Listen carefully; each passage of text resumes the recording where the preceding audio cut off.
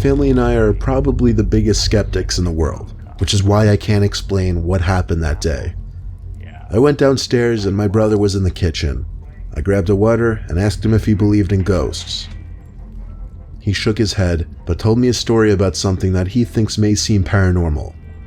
Then I looked at him and asked, "Did you ever try to scare me when I came home from school?" I planned on asking that question to follow with my story. "Once," he said. Somehow that calmed me down, and I wasn't going to bring anything else up because I thought it was some kind of closure. He continued by saying, "But all I did was shoot a Nerf gun bullet at you while you were on the computer." I wish he didn't say that. That wasn't what happened to me in the 7th grade.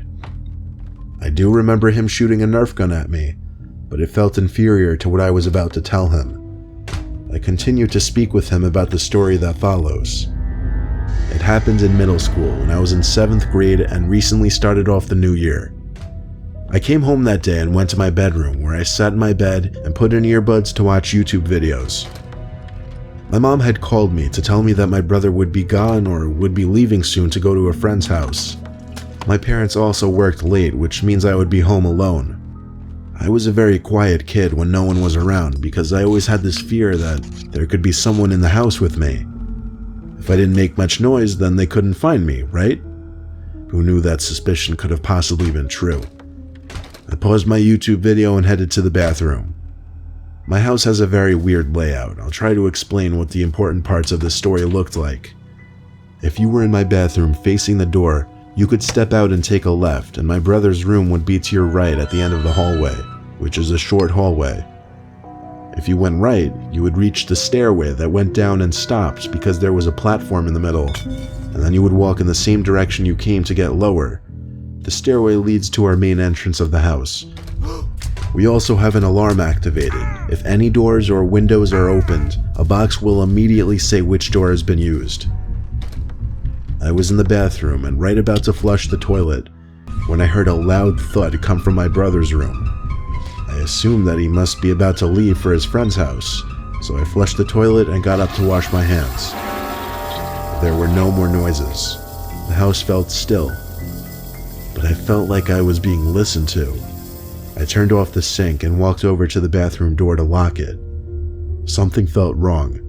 My stomach started to ache from fear. I felt like I was just being paranoid, but I also couldn't shake that weird feeling in my gut. So I waited for another noise. I didn't have my phone on me, so I couldn't text my brother. We had a house phone in there, but it made loud noises when you dialed, so I didn't want to risk it. Then I heard talking, which was definitely coming from my brother's room. But that was not my brother talking, and it couldn't have been my dad. The muttering was deep and low. It sent shivers down my spine. I could tell it was a voice because of the distinction of an S or a T, but I couldn't understand what it was saying. Then there was a slow pounding noise that started getting closer to me. It came out of my brother's room and nailed its way towards the bathroom door. It stopped dead in its tracks right at the door.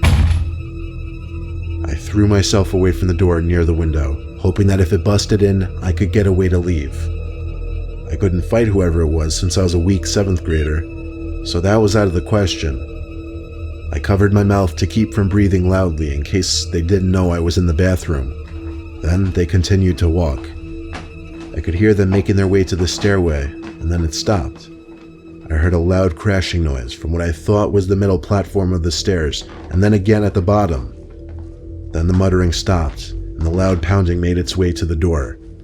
I heard the door open and close, and I heard the alarm go off for the door as well. I didn't know if it was safe or not, so I made my way to the door and rested my hand on the doorknob, still covering my mouth. To the left of me towards the ground is a laundry chute that led to our laundry room. If someone were to get from the main floor to the laundry room, it would definitely take over 30 seconds. But about 10 seconds after the door opened and closed, a vicious jabbing noise pounded at the small laundry chute door. I stood there in awe, not sure what to do. It sounded like someone took the end of a broom and reached up there to stab at the door. I watched as the pounding of the door vibrated the small laundry chute door, hoping that it wouldn't bust open. Then it ended. I waited in the bathroom for what seemed like an eternity, and then quietly crept to my room to call my parents. No one picked up, so I waited for them to get home and held my door handle to make sure no one could get in since I didn't have a lock on it. When my parents got home, they didn't believe me. Soon after, my brother arrived, and he doubted me as well. Telling this again to my brother made his mouth drop. He continued to tell me that he used to hear things come from the attic that used to open up in his bedroom. I will honestly never forget that day. Me and my brother can't figure out who or what that was, and I try not to think too hard about it either. I still don't quite know what happened, and I may never know, but I want to.